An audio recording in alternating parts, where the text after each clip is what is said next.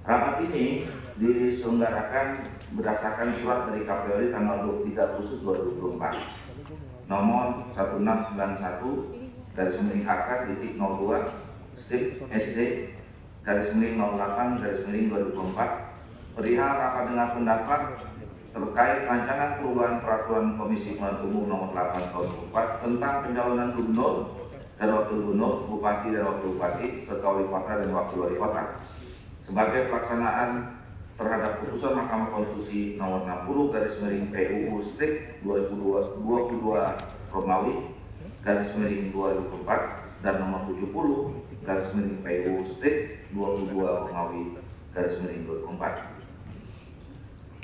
Dan berdasarkan hasil sepakatan pada rapat konsinyering Komisi 2 RI DPR RI dengan Dirjen Polhum Kemendagri, KPU RI, Bawaslu RI, dan DKP tanggal 24 Agustus, maka pembahasannya kita majukan menjadi tanggal 25 Agustus yang kita laksanakan pada hari ini. Jadi itulah dasar kenapa kita melaksanakan rapat pada pagi hari ini, dan oleh karena itu kami langsung saja mempersilahkan pada Ketua KPU RI, ya, kita langsung mengecek ini live, ya, berubah atau enggak. Semua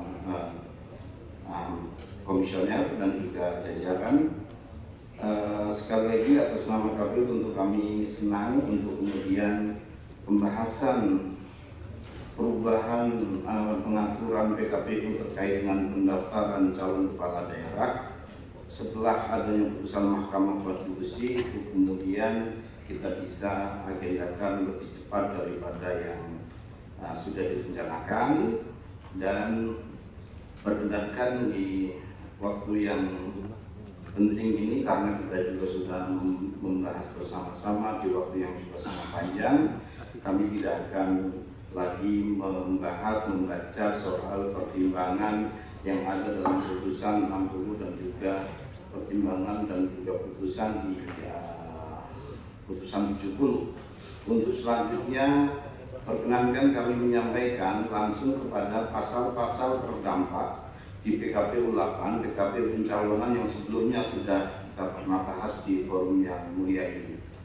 Pertama yang kami sampaikan, setelah adanya putusan Mahkamah Konstitusi nomor 60 dan juga 70, ada pasal-pasal terdampak yang secara substansi dan secara teknis harus kita sesuaikan.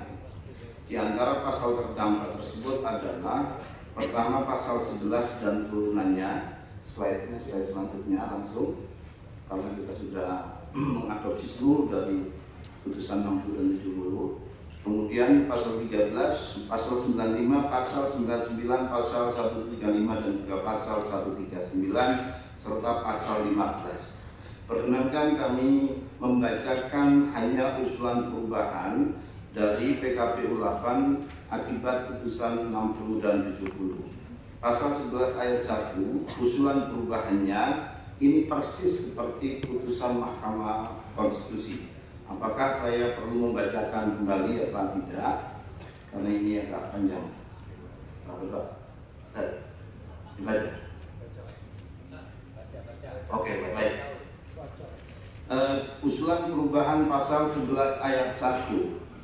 Partai politik peserta pemilu atau gabungan partai politik peserta pemilu dapat mendaftarkan pasangan calon jika telah memenuhi persyaratan akumulasi perolehan suara sah dalam pemilu anggota DPRD di daerah yang bersangkutan dengan ketentuan A. Untuk mengusulkan calon gubernur dan calon wakil gubernur. 1. Provinsi dengan jumlah penduduk yang termuat pada daftar pemilih tetap sampai dengan 2 juta jiwa. Beberapa waktu yang lalu, pasal 11 ayat 7, daftar pemilih tetap sebagaimana dimaksud pada ayat 1 termuat dalam daftar pemilih tetap di daerah bersangkutan pada pemilu sebelumnya yang paling akhir di daerah bersangkutan. Selanjutnya pasal 13 ayat 1 huruf D. Usulan perubahannya pasal 13 ayat 1 huruf C. Dokumen persyaratan pencalonan oleh partai politik peserta pemilu atau gabungan partai politik peserta pemilu terdiri atas A, B, C, D. surat pencalonan dan kesepakatan partai politik peserta pemilu atau gabungan partai politik peserta pemilu sesuai dengan tingkatannya yang telah memenuhi persyaratan akumulasi perolehan suara sah sebagaimana dimaksud dalam pasal 11 ayat 1 dengan pasangan calon menggunakan formulir model B pencalonan parpol KWK. Selanjutnya pasal 15.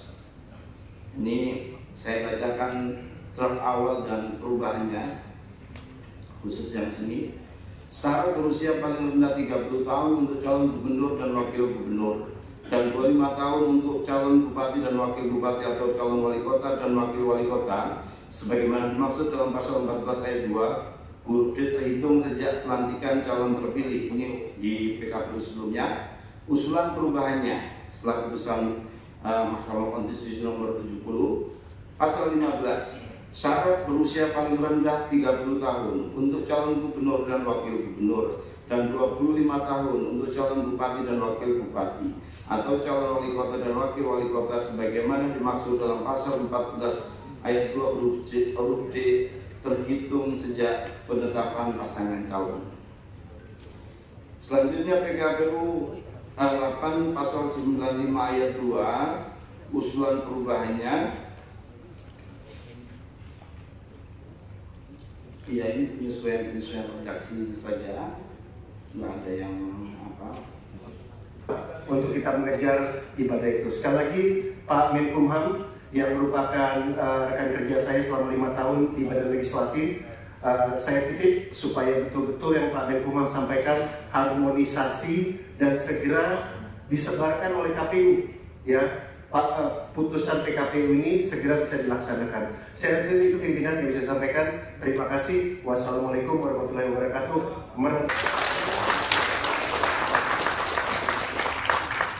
Kita langsung masuk ke kesimpulan.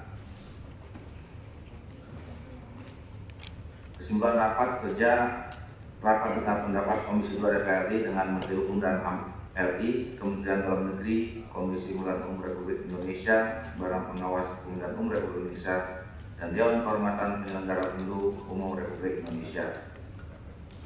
Cuma satu kesimpulannya.